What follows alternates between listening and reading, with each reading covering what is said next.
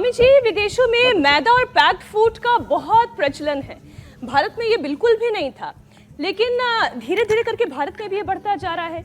ये जो packed food है, मैदे वाला खाना है, पेट से जुड़ी हुई बड़ी बीमारी कोलाइटिस को जन्म देता है। स्वामी जी, भारत में खान पान हमेशा से हमारे जो दादा परदादाओं का खान पान का स्टाइल रहा है, वो बड़ा ही ताज़ा वाला रहा है। ताज़ी ताज़ी सब्जी लाना, एकदम उसी वक्त पकाना, उसी वक्त खा लेना, सुबह का खाना सुबह खत्म, रात को ताज़ा खाना बनाना। लेकिन स्वामी जी, कुछ लोग ये कह रहे हैं कि अडल्ट्रेशन की वजह से ताज़ा खाना भी कई बार नुकसान कर दे रहा है। इससे कैसे बचा जा सकता है? नहीं, वो एडल्ट्रेशन अब देखो करना ये पड़ेगा। अब देखो ये जो हमारी दुबली पतली इधर, ये मरने से बची है, इसकी आंतें सड़ गई थी, बैठ जा।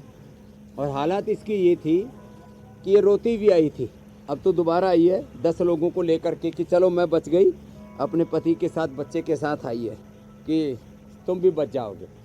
दरअसल ताज़ा खाना नुकसान नहीं करता। ताज़ा तो मैं तो कहता हूँ खेत का ही सीधा का सीधा ही खरबूजा तरबूजा खा लो, ककड़ी खीरा खा लो, कुछ नहीं नुकसान करता।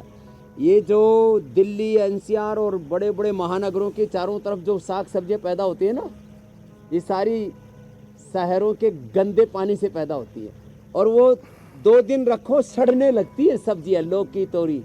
तो तुम क्या खा रहे हो? वाली सब्जी तो सबसे पहले सड़ती है स्वामी जी, फफूंद आ जाती है और बहुत बुरी हालात हो जाती है। उसको खा करके तुम्हारा शरीर भी सड़ने लगता है, तुम्हारे पसीने से बदबू आती है, मलमूत्र से बदबू आती है, शरीर से बदबू आती है। तो ये अब फ्रेश तो खाना पड़ेगा। अब कोलाइटिस हो जाए तो क्या करें? मैं छोटे छोटे उपाय बता रहा हूँ।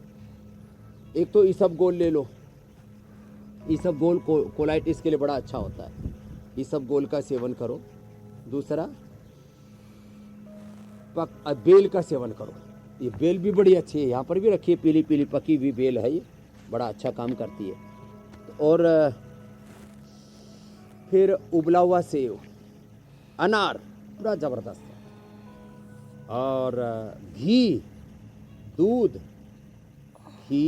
दूध और मीठा सभी तरह का आंव बनाता है। जब कोलाइटिस हो जाए, आंव, मरोड़ा, IBS, पेट में गुड़गुड़, बहुत बुरी हालत हो जाती है, तो क्या करें?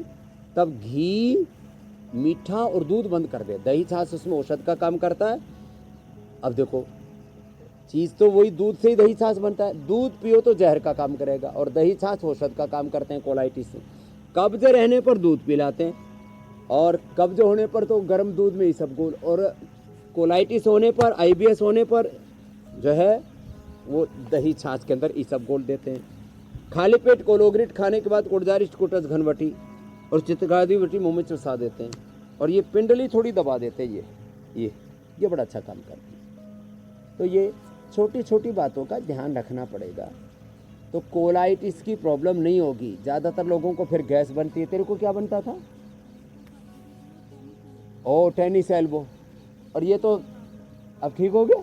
कैसे नहीं, कैसे ठीक हुआ? यहाँ मैंने जब यहाँ के जोड़ों की एक्सरसाइज की, उसी से पहले से भी आपको फॉलो कर रही थी, मैं योग कर रही थी, लेकिन ये उपवास भी किया। हाँ जी। और जरूरत पड़ने पर हम इसमें लीच एक्यूपंक्चर भी करा देते हैं, श्रृंगी। अब टेनिस एल्बो कितने दिनों से था? 3 साल से। 3 साल का 3 दिन में ठीक? मैंने इंजेक्शन भी लगवाया था, पट्टियाँ भी कराई, और सर्दियों में मैं स्कूटी भी नहीं चला पाती। अब तो ठीक हो गया? बिल्कुल ठीक बाबा जी। ये मैं बैग नहीं ले उठा के ले, मैं यूपी से हूँ, रश्मि चौधरी। रश्मि जी को अब रश्मि जाग गई है इसकी, चलो किरणें इसकी अब पूरी पसफटी। और मेरे पूरे पैरों में यहाँ पे स्वेलिंग थी, मैं चल नहीं पा रही थी। ये वात के कारण से होता है बेटा, पूरे पैरों में यहाँ पे स्वेलिंग थी।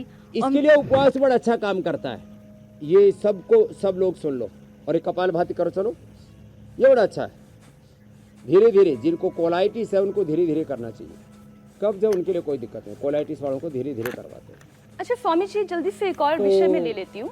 खाना फ्रेश दिक्कत नहीं करता, एडल्टेशन दिक्कत करता है। जी मेरी बहन। स्वामी जी, फूड पॉइजनिंग की वजह से गॉल ब्लैडर का स्टोन जो हो जाता है, उसे कैसे खत्म किया जा सकता है, और साथ ही साथ प्राणायाम से कैसे हर बीमारी का सलूशन मिलता है, ये भी समझाएं।